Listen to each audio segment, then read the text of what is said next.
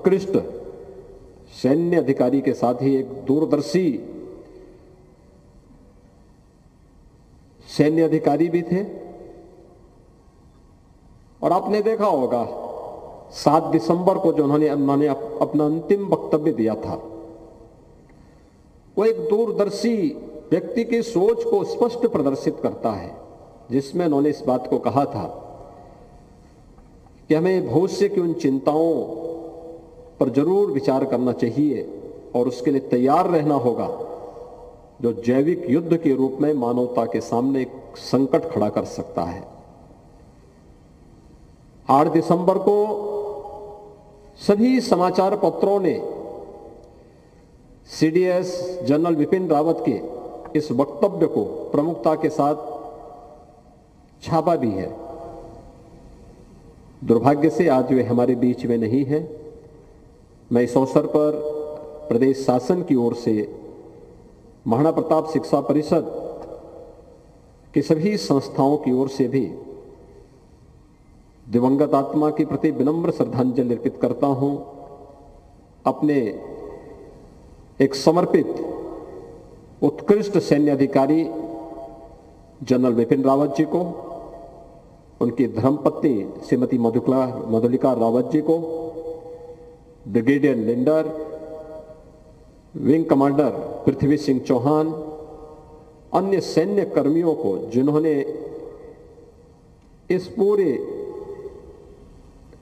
इस दुर्घटना के दौरान, जो आज हमारे बीच में भौतिक रूप से नहीं है, उन सब के प्रति विनम्र श्रद्धांजलि अर्पित करता हूं। विंग कमांडर वरुण सिंह की शीघ्र स्वास्थ्य की कामना भी ईश्वर से करता हूं। मैं इस अवसर पर महाराणा प्रताप शिक्षा परिषद के इस मुख्य महोत्सव में केंद्रीय शिक्षा, कौशल विकास और उद्यमिता मंत्री माननीय धर्मेंद्र प्रधान जी का हृदय से स्वागत करता हूं, अभिनंदन करता हूं। आपने देखा होगा कि अपने महत्वपूर्ण उद्बोधन में अभी माननीय प्रधान जी ने आप सबको, विदेश के शिक्षा मंत्री हैं, कौशल विकास के साथ ही कैसे देश में उद्यमिता को बढ़ाने के लिए अपने छात्रों को एक सर्वांगीण विकास में हम सब की क्या भूमिका होनी चाहिए, इस रूप में उन्होंने अपने दूरदर्शी सोच के माध्यम से अपना एक व्यावहारिक वक्तव्य अभी यहां पर महाराणा प्रताप शिक्षा परिषद से जुड़े हुए विभिन्न संस्थाओं के हजारों छात्र छात्राओं, आचार्यों और संस्था प्रमुखों को उन्होंने इसके बारे में अपना मार्गदर्शन भी दिया है। यह हमारा सौभाग्य है कि आज प्रधानमंत्री मोदी जी के नेतृत्व में भारत नई शिक्षा नीति के साथ सामने आया है। ये नई शिक्षा नीति भारत को दुनिया का एक सबसे समृद्ध देशों की श्रेणी में खड़ा करने की दिशा में किए जाने वाले प्रयास का एक प्रमुख भाग है। शिक्षा जीवन के सर्वांगीण विकास का एक केंद्र बिंदु है।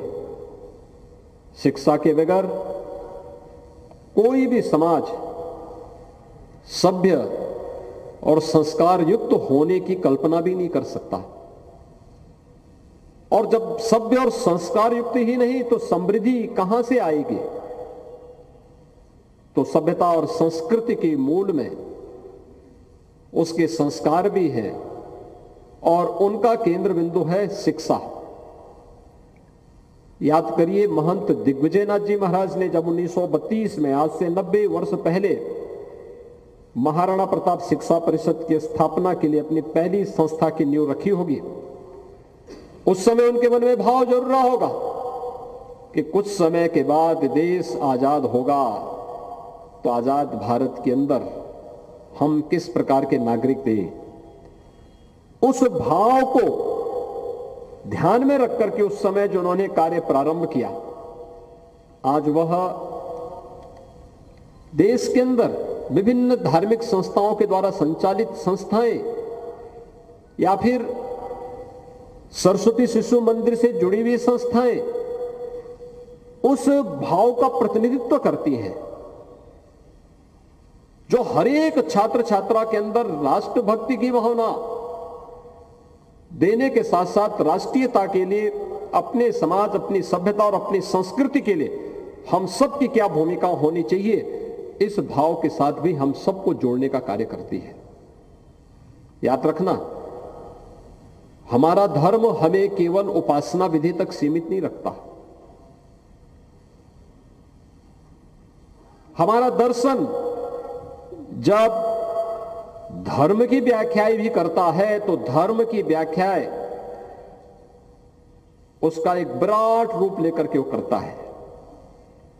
वो ये नहीं कहता है कि अपने उपासना स्थल पर अपने इष्ट की उपासना करना ही धर्म है। नहीं, भारतीय मनीषा ने कभी इसको धर्म नहीं माना। उसकी आस्था हो सकती है, उसकी पूजा पद्धति हो सकती है, लेकिन वह संपूर्ण धर्म नहीं है। हमारे यहां तो धर्म को माना गया कि यह तो अभ्युदय निःश्रेयस सिद्धि सधर्म, यानी उसके दो पक्ष बहुत स्पष्ट हैं, एक अभ्युदय का और एक निःश्रेयस का। अभ्युदय सांसारिक उत्कर्ष से जुड़ता है, व्यक्ति के सर्वांगीण विकास से जुड़ता है, और निःश्रेयस जीवन के अलग अलग पक्ष में कार्य करने वाले व्यक्ति के लिए मुक्ति का मार्ग अलग अलग हो सकता है। एक छात्र अपनी एक क्लास से दूसरी क्लास में जाता तो पिछली क्लास से उसे मुक्ति मिली, अगली क्लास में वो चला गया। वह शिक्षा अध्ययन करने के बाद जीवन के किसी एक क्षेत्र में पदार्पण कर रहा है, सर्विस में गया है, व्यवसाय में गया है, सेवा के किसी अन्य क्षेत्र में आया है, तो उसको पिछले कार्य से मुक्ति मिली, अब उसने नए जीवन में प्रवेश किया है। ऐसे ही जीवन के अलग अलग व्यक्ति के लिए अलग अलग उसके मायने हो सकते हैं, लेकिन भारतीय मनीषा ने धर्म को कभी सीमित दायरे में कैद करके नहीं देखा। सांसारिक उत्कर्ष का उसको महत्वपूर्ण पहलू भी माना है, और सांसारिक उत्कर्ष के इस महत्वपूर्ण मुद्दे को लेकर के जिसे हमने अभ्युदय माना, अभ्युदय जीवन में किए जाने वाले हमारे प्रयासों पर, हमारे पुरुषार्थों पर निर्भर करता है। हमने पुरुषार्थ को 4 भागों में बांटा है: धर्म, अर्थ, काम और मोक्ष। हमारा धर्म भी हमें इन्हीं मार्गों का अनुसरण करने के लिए प्रेरित कर रहा है। हमने धर्म को इसके साथ ही जोड़ दिया है कि हमें अपने अभ्युदय के लिए और जीवन में निःश्रेयस की प्राप्ति करने के लिए ही कार्य करना है। अच्छा करेंगे तो अच्छा फल प्राप्त होगा, बुरा करेंगे तो उसके पाप से कोई वंचित भी नहीं कर पाएगा। व्यक्ति अपने पुण्य से उसे कोई रोक नहीं सकता, और उसके पाप से भी उसे कोई वंचित नहीं कर सकता है। और इसे ध्यान में रख करके जब भी हम कार्य करेंगे तो स्वाभाविक रूप से जीवन के प्रत्येक क्षेत्र में सफलता हमें प्राप्त होती हुई दिखाई देगी। युग पुरुष ब्रह्मलीन महंत दिग्विजय नाथ जी महाराज ने जब महाराणा प्रताप शिक्षा परिषद की स्थापना की होगी तो 1932 में उनके मन में इस भाव जरूर रहा होगा, एक कि आजाद भारत में आजाद भारत के नागरिक किस रूप में होने चाहिए, और इसके लिए उन्होंने एक नायक को सामने रखा महाराणा प्रताप के रूप में, एक महानायक। देश और धर्म के लिए हम सब की क्या जिम्मेदारी होनी चाहिए। जब भी देश के अंदर आत्म बलिदान, शौर्य और पराक्रम की चर्चा होती है तो महाराणा प्रताप का नाम बड़ी श्रद्धा के साथ हर भारतीय के मन में देखने को मिलता है। बड़ी श्रद्धा के साथ हर व्यक्ति महाराणा प्रताप को स्मरण करता है, उनके शौर्य को, उनके पराक्रम को, उनके बलिदान को। उस कालखंड में तमाम राजे महाराजे थे।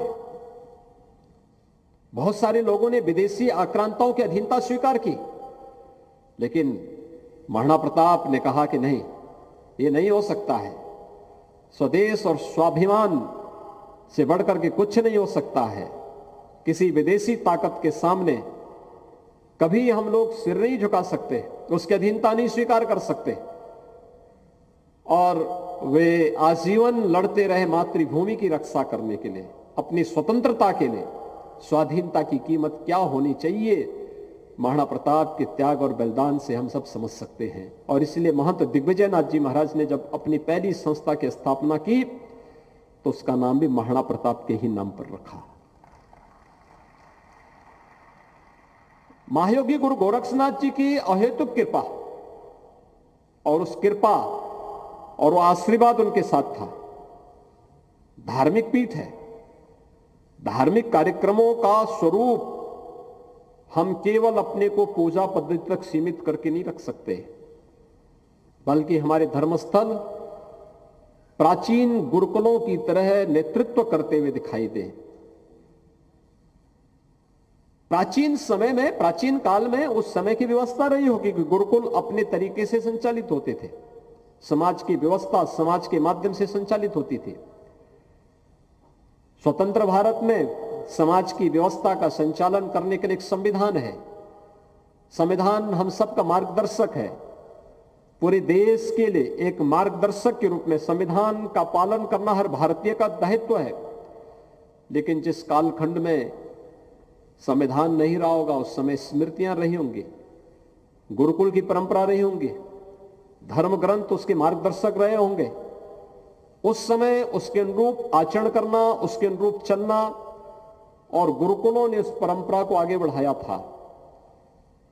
महाराणा प्रताप शिक्षा परिषद उसका एक नवीनतम रूप लेकर के 1932 में आया, जब गोरक्षपीठ के संरक्षण में इस शिक्षा परिषद की स्थापना हुई होगी। और उसके बाद धार्मिक पीठ केवल और केवल वहां तक सीमित न रहे, बल्कि धार्मिक पीठों को शिक्षा के क्षेत्र में, स्वास्थ्य के क्षेत्र में, आरोग्यता के क्षेत्र में, सेवा के क्षेत्र में कार्य करना चाहिए। और आज आप देख सकते हैं कि महाराणा प्रताप शिक्षा परिषद गोरक्षपीठ के संरक्षण में न केवल शिक्षा के क्षेत्र में विभिन्न शिक्षण प्रशिक्षण संस्थाओं को संचालन कर रही है, बल्कि आरोग्यता के लिए भी कार्य कर रही है। महायोगी गुरु गोरखनाथ चिकित्सालय हो, महंत दिग्विजयनाथ आयुर्वेद चिकित्सालय हो, मां पाटेश्वरी चिकित्सालय हो, या महंत वैद्यनाथ जी महाराज के नाम पर स्थापित विभिन्न प्रकार के प्राथमिक स्वास्थ्य केंद्रों की एक श्रृंखला, उसका एक उदाहरण हो सकता है। नर्सिंग के पाठ्यक्रम उसके उदाहरण हो सकते हैं।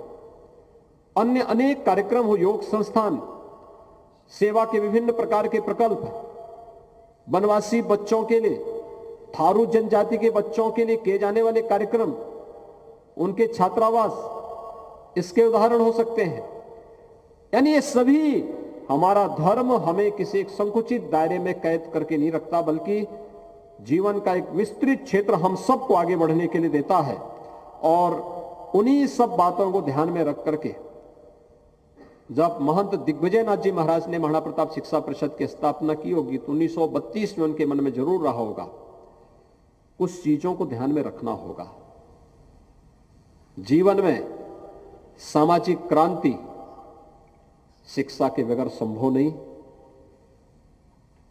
और अपनी रूढ़ियों पर प्रहार भी अगर करना है तो वह भी शिक्षा के बगैर नहीं हो सकता। गोरक्षपीठ भारत की एक ऐसी धार्मिक पीठ है जिसने उन सामाजिक रूढ़ियों का सदैव विरोध किया जो समाज की एकता में बाधक रही हैं, चाहे वह जातिवाद का रहा हो, छुआछूत और अस्पृश्यता का रहा हो, बाल विवाह हो, या किसी भी प्रकार की उस आडंबर और रूढ़ी का जो समाज की एकता में बाधक रहा हो, और जिन कारणों से यह देश किसी कालखंड में गुलाम हुआ और विदेशी आक्रांताओं के हमले झेलने के लिए मजबूर हुआ था। आज आवश्यकता है। हम महाराणा प्रताप शिक्षा परिषद के संस्थापक ब्रह्मलीन महंत दिग्विजयनाथ जी महाराज, ब्रह्मलीन महंत अवैधनाथ जी महाराज और उन पूज्य संतों के सानिध्य में जो कुछ भी महाराणा प्रताप शिक्षा परिषद से जुड़ी हुई इन संस्थाओं ने अपने अपने क्षेत्र में कार्य किया है, अपने परंपरागत पाठ्यक्रम को संचालित करने के साथ साथ हम सबको इन महापुरुषों के उन आदर्शों को भी अपने जीवन में अंगीकार करने के समय प्रयास करना चाहिए। मुझे प्रसन्नता है कि शिक्षा परिषद कोरोना महामारी के दौरान निरंतर अपने स्तर पर कार्य करता रहा और आज मैं फिर एक बार आपसे कहूंगा, राष्ट्रीय शिक्षा नीति देश के अंदर प्रधानमंत्री मोदी जी की प्रेरणा से लागू हो चुकी है और आज तो भारत सरकार के शिक्षा मंत्री स्वयं आपके बीच में है। हर एक संस्था को जब राष्ट्रीय शिक्षा नीति घोषित हुई थी तब मैंने स्वयं भी महाराणा प्रताप शिक्षा परिषद से जुड़े हुए सभी संस्थाओं के साथ एक बार संवाद बनाया था और मैंने कहा था इसमें 2 प्रकार की कमेटियां गठित आप लोग जरूर करिएगा। भारत सरकार की जो मंशा है, प्रदेश सरकार की जो मंशा है, उस मंशा के अनुरूप उस प्रकार की कार्य योजना को बनाना, उसको लागू करना, एक विद्यालय के स्तर पर और एक दूसरा शिक्षा परिषद के स्तर पर, अलग अलग विद्यालयों का एक समूह एक साथ मिलकर के फिर इस दिशा में आगे प्रयास करें। 2022 में जब हम राष्ट्रीय शिक्षा नीति को लागू करेंगे तो उसके लिए अपने आप को तैयार करना, छात्र छात्राओं को उसके अनुरूप बनाना और उससे होने वाले जो परिणाम हैं उन परिणामों के साथ अपने आप को जोड़ने की तैयारी। यह एक बड़ा कार्य होगा आप सबके सामने, क्योंकि राष्ट्रीय शिक्षा नीति के परिणाम आते आते महाराणा प्रताप शिक्षा परिषद अपनी शताब्दी वर्ष भी मना रहा होगा और उन अवसर पर आत्मावलोकन करने का एक अवसर हर वर्ष संस्थापक सप्ताह समारोह आपको देगा ही। 100 वर्ष की अपनी इस यात्रा को किस रूप में आप आगे लेकर के चले हैं यह भी आपको बताने का एक अवसर होगा। विगत एक सप्ताह के दौरान या विगत एक वर्ष के दौरान विभिन्न संस्थाओं के जो परिणाम सामने आए हैं उन सभी छात्र छात्राओं को, चाहे वह शिक्षा के क्षेत्र में हो, प्रशिक्षण के क्षेत्र में हो, मेडिकल का हो, पैरामेडिकल का हो, नर्सिंग का हो, तकनीक का हो, या फिर एक सप्ताह के अंदर चली विभिन्न प्रकार की खेलकूद की प्रतियोगिताएं, सांस्कृतिक कार्यक्रमों की प्रतियोगिताएं, वाद विवाद प्रतियोगिताएं, उन सभी प्रतियोगिताओं में जिन छात्र छात्राओं ने स्थान प्राप्त किया है उन सबको हम इस अवसर पर बधाई देते हैं, अपनी शुभकामनाएं देते हैं और विश्वास व्यक्त करते हैं कि आप सभी लोग एक सार्थक दिशा में प्रयास करेंगे। आज का कार्यक्रम यद्यपि जितने भी बच्चे अलग अलग क्षेत्र में सफल हुए हैं उन सबको सम्मानित करने का कार्यक्रम होगा, लेकिन कार्यक्रम को सीमित करने का भी प्रयास हुआ है और उसको ध्यान में रख करके जो योग्यता छात्रवृत्तियां हैं वे संस्थाओं को सौंप दी जाएंगी। संस्थाएं अपने विद्यालय का कार्यक्रम अलग से अपने संस्थान में करते हुए उन सभी। तो गोरखपुर में फिलहाल मुख्यमंत्री योगी आदित्यनाथ मौजूद हैं और यहां उन्होंने शिक्षा के महत्व को बताया। सबसे पहले उन्होंने सीडीएस बिपिन रावत के साथ ही और जो हमारे अधिकारी शहीद हुए हैं उनको नमन किया। हालांकि